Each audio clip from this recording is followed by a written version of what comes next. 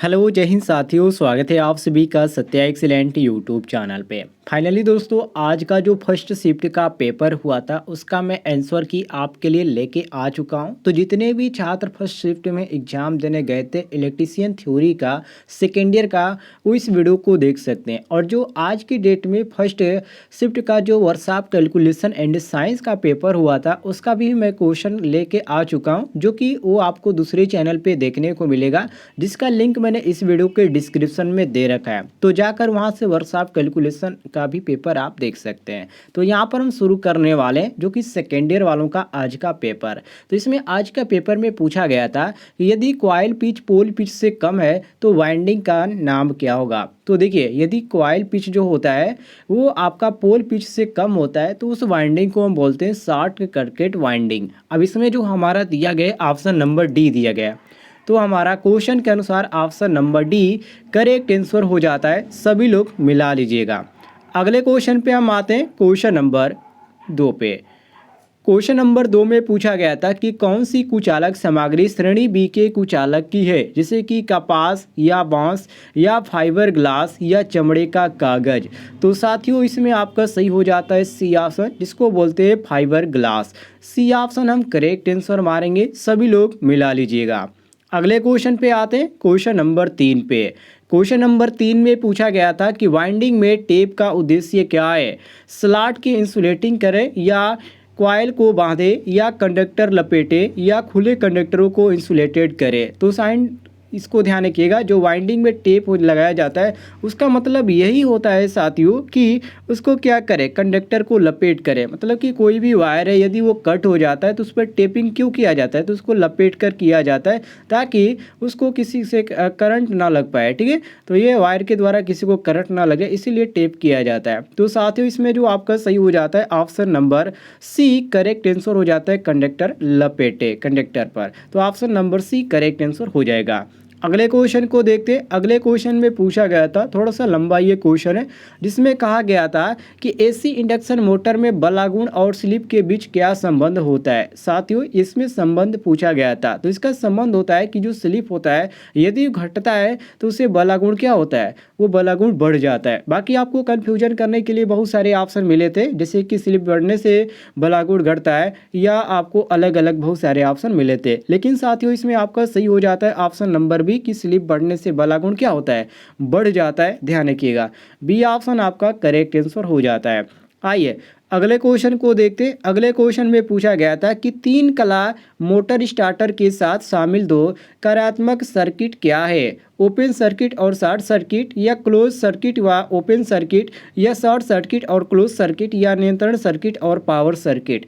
तो साथियों, इसमें आपका सही हो जाता है ऑप्शन नंबर डी की कंट्रोल सर्किट और पावर सर्किट। ये आपका क्या होता है, ये एक कार्यात्मक सर्किट होता है। ठीक है, ध्यान रखिएगा, डी ऑप्शन सही हो जाता है। और इसका प्रयोग कहाँ पर किया जाता है, तो 3 कला जो मोटर का स्टार्टर होता है उसके साथ ये इसका प्रयोग किया जाता है। नोट कर लीजिएगा, डी ऑप्शन करेक्ट आंसर हो जाएगा। आइए अगले क्वेश्चन को देखते हैं। अगले क्वेश्चन में पूछा गया था यहाँ पर कि जो पैनल बोर्ड होता है उसका उपयोग कहाँ पर किया जाता है। मैंने पिछले आपको जो बताया था, जो कि कल के जो क्वेश्चन पूछे गए थे उसमें भी ये क्वेश्चन आपको देखने को मिला था, तो इसको आप कहीं नोट कर रहे हैं तो नोट कर लीजिएगा। देखिए, पैनल बोर्ड का उपयोग कहाँ पर किया जाता है। पैनल बोर्ड का उपयोग किया जाता है जो 3 कला घरेलू वायरिंग होती है उसमें पैनल बोर्ड का उपयोग किया जाता है। आप वर्कशॉप में यदि कार्य किए होंगे तो आपने पैनल बोर्ड देखा होगा, जो कि दीवार पे चिपकाए जाते हैं और उसमें बहुत सारे होल्डर लगाए रहते हैं। ठीक है, वो आपका पैनल बोर्ड होता है। और भी बहुत सारी सामग्रियाँ होती है जो कि लगी रही होती है। ये आपका सी ऑप्शन करेक्ट आंसर हो जाएगा, मिला लीजिएगा। आगे बढ़ते हैं हम अगले क्वेश्चन पे। अगले क्वेश्चन में पूछा गया था कि स्लिप चरण मोटर का कार्य क्या है। साथियों, ये मोस्ट इंपॉर्टेंट क्वेश्चन है, थोड़ा सा मैं इसको बड़ा कर देता हूँ, ध्यान से देख लीजिएगा। स्लिप चरण मोटर का कार्य सिद्धांत क्या है। इसका जो कार्य सिद्धांत है दोस्तों वो क्या है, ये आपका किसके का अनुसार कार्य करता है। ये कार्य करता है दोस्तों लेंज के नियम के अनुसार, जो कि ऑप्शन नंबर ए दिया गया है। इसका सिद्धांत जो कार्य करता है वो लेंज के नियम के अनुसार कार्य करता है, मिला लीजिएगा। आगे बढ़ते हम अगले क्वेश्चन पे, जिसमें पूछा गया है कि सार्वभौमिक मोटर का अनुप्रयोग कौन सा है। जेट पंप, या भोजन मिक्सर, या टेलीप्रीटर, या कंप्रेसर। तो साथियों, इसमें आपका सही हो जाता है ऑप्शन नंबर बी, जिसको भोजन मिक्सर के नाम से जानते हैं। बी ऑप्शन करेक्ट आंसर मारेंगे।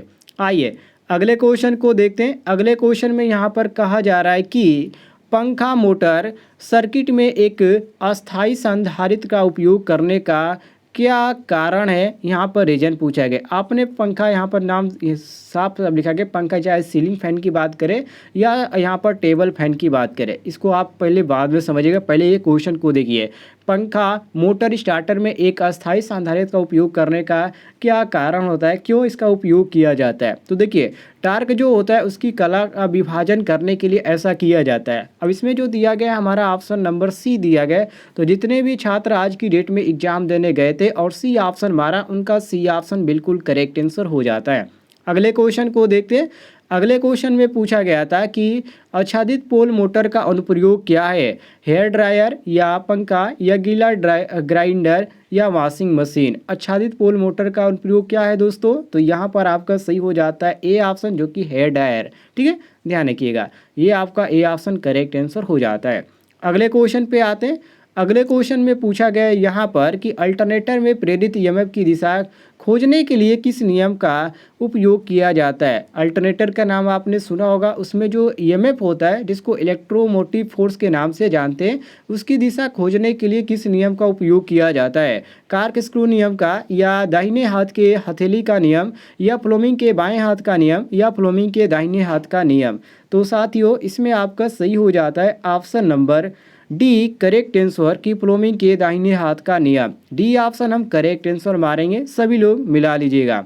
आगे बढ़ते हैं हम क्वेश्चन नंबर 12 पे, जिसमें यहाँ पर क्वेश्चन नंबर 12 में पूछा गया कि 50 हर्ट्ज की आवृत्ति 2 ध्रुवों वाले एक अल्टरनेटर की गति की गणना कीजिए। इसमें पूछा गया इसकी गति का।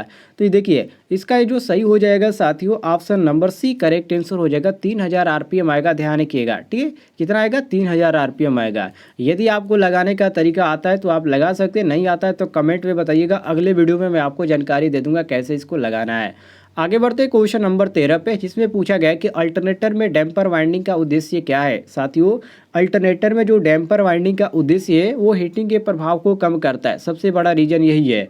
तो हम सी ऑप्शन करेक्ट आंसर मारेंगे, सभी लोग मिला लीजिएगा। आगे बढ़ते हैं हम अगले क्वेश्चन पे, क्वेश्चन नंबर 14 पे। क्वेश्चन नंबर 14 में यहाँ पर पूछा जा रहा है कि यदि भार बढ़ता है तो अल्टरनेटर का टर्मिनल वोल्टेज कम हो जाता है। ये किस स्थिति में होता है, क्षेत्र प्रतिरोध के कारण होता है, या आर्मेचर प्रतिरोध के प्रतिक्रिया के कारण, या प्रेरक प्रतिक्रिया के कारण, या आर्मेचर प्रतिरोध के कारण। तो साथियों, ये जो होती है क्षेत्र प्रतिक्रिया के कारण होती है, इसको नोट कर लीजिएगा। तो ये आपका ए ऑप्शन करेक्ट आंसर हो जाता है। अगले क्वेश्चन को देखते हैं। अगले क्वेश्चन में पूछा जा रहा है कि यदि भार बढ़ता है तो अल्टरनेटर का टर्मिनल वोल्टेज कम हो जाता है, मतलब किस प्रक्रिया में। ये क्वेश्चन मैंने एक बार और रिपीट हो गया, ये 2 बार रिपीट हो गया, लेकिन मिला लीजिएगा। इसमें आपका जो सही हो जाता है ऑप्शन नंबर डी, जो आपका सही हो जाता है आर्मेचर प्रतिरोध। ठीक है, ध्यान रखिएगा। चलिए आगे बढ़ते हैं हम क्वेश्चन नंबर 16 पे। क्वेश्चन नंबर 16 में पूछा गया था कि दृष्टिकारी डायोड में एलईडी की कन्वर्टर्स के रूप में क्यों टाला जाता है, अधिक डोप्ट युक्त के लिए, या बहुत ही कम आसक्ति युक्त के लिए, या प्रकाश उत्सर्जन के लिए बनाया गया है, या तापमान के प्रति बहुत संवेदनशील के लिए। तो साथियों, यहाँ पर आपका सही हो जाता है ऑप्शन नंबर बी, जो कि यहाँ पर दिया गया है बहुत ही कम शक्ति युक्त। बी ऑप्शन करेक्ट आंसर हो जाएगा हमारा। चलिए आगे बढ़ते हैं हम क्वेश्चन नंबर 17 पे। क्वेश्चन नंबर 17 में पूछा जा रहा है कि कैसे, यहाँ पर कि कैसे तुल्यकालिक मोटर पावर फैक्टर सुधारक के रूप में काम करता है। साथियों, यहाँ पर ऑप्शन दिया गया आपका लाइन वोल्टेज में बदलाव, या फील्ड उत्तेजना में बदलाव, या मोटर की गति बढ़ाना, या मोटर की गति घटाना। तो साथियों, इसमें आपका सही हो जाता है बी ऑप्शन की फील्ड उत्तेजना में बदलाव। बी ऑप्शन हम करेक्ट आंसर मारेंगे। जितने भी छात्र आज की डेट में एग्जाम देने गए थे, बी ऑप्शन मार्क हैं, बिल्कुल उनका सही हो जाता है। आगे बढ़ते हम अगले क्वेश्चन पे। अगले क्वेश्चन में पूछा जा रहा है कि जनरेटर द्वारा किस ऊर्जा को विद्युत ऊर्जा में परिवर्तित किया जाता है।